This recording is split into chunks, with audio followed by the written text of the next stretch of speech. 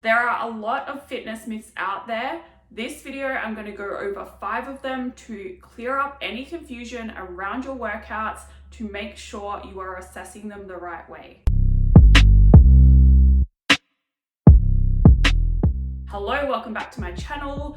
My name is Jodie and I help you change your beliefs so you can change your body, your health, and your life. If you want to lose fat and build muscle to get a leaner, tighter body, then make sure you are working out the right way and not using these markers to assess whether or not you've had a good workout. So the first myth I want to go over is soreness, and this idea that you need to feel sore or feeling sore after your workout is a good thing. It actually isn't, because if you are sore from your workout, that is going to impact how frequently you can get back into the gym, or if you do go back into the gym and you're still sore, that is going to impact how well you can perform in that workout. The goal from your training needs to be performance and to perform your best, to aim to be getting stronger in some way in the exercises that you're doing. Soreness is going to hold you back from doing that. Not to mention, soreness is not a sign of an effective workout anyway. It really just means that you have used muscles that you're not used to using, or maybe you've used a heavier weight that your muscles are not used to. You don't have to be sore though to actually stimulate your muscles enough to break them down and get them to grow. The second myth is that you need to sweat in order to have had a good workout. Sweating does not indicate this. Sweating is really just your body's way of regulating its temperature. Obviously, if it is hot outside, it's summertime, and you go and work out, you're going to sweat more than what you would if it is winter and it's cold outside. But that's all it means. You don't have to get sweaty to have a good workout. You need to make sure you are taking your rest times, recovering enough between sets so that you are able to go back into your new set and push yourself hard enough. And sweating has no correlation with fat burning. So you don't need to sweat to burn fat. Sweating is not a sign of fat being burnt. The third myth is that burning more calories during your workout means it was a better workout. When it comes to working out, you should not be focusing on energy expenditure during your session. You shouldn't be worrying about how many calories you're burning or getting attached to that number, because at the end of the day, any device that measures calories burnt, including Apple Watches, including Fitbits, including the number that comes out on the treadmill or any of the cardio equipment, that's all inaccurate. Some workouts, you're going to burn more energy than other workouts, and that is okay.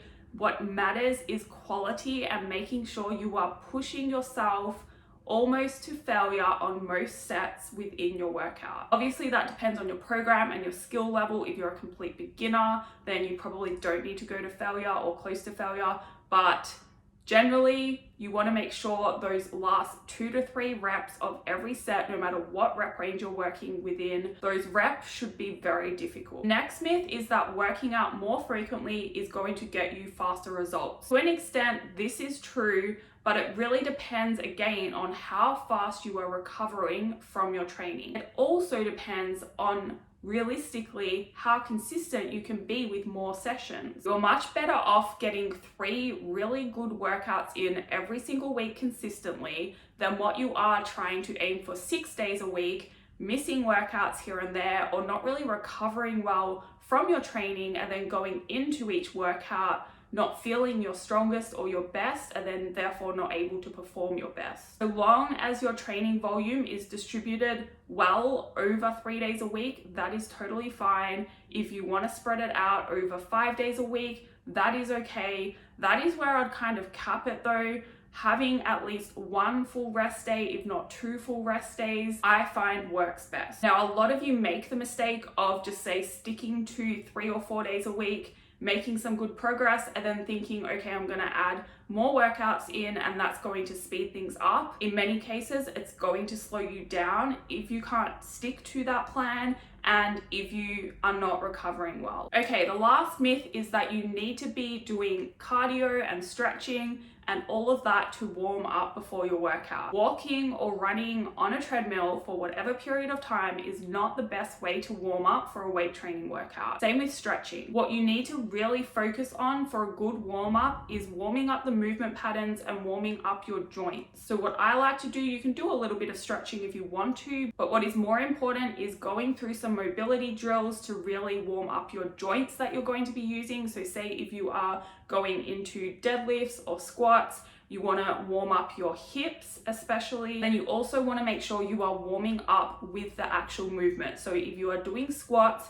you don't go straight into a 60 kilogram squat or a 100-pound squat. You want to make sure you are warming up with body weight squats and then just the bar, and gradually increasing the weight up until you get to your working set. That is the best way to warm up for your workout. Cardio doesn't really help you. If you want to do cardio, or if you've got that programmed, make sure you are doing it after your weight training session, because again, it is most important that you are going into your workout as strong as possible so you can perform your best. And if you're doing a pile of cardio before your weights, you're going to run through your glycogen stores, you're going to fatigue yourself, and you're not going to go into that session as strong as you could have if you just warmed up with a mobility drill and warm-up sets. That is all for this video. Thank you for watching. If you have any questions, feel free to send me an email. If you want to apply to work together towards your fitness goals, I put the application in my description box.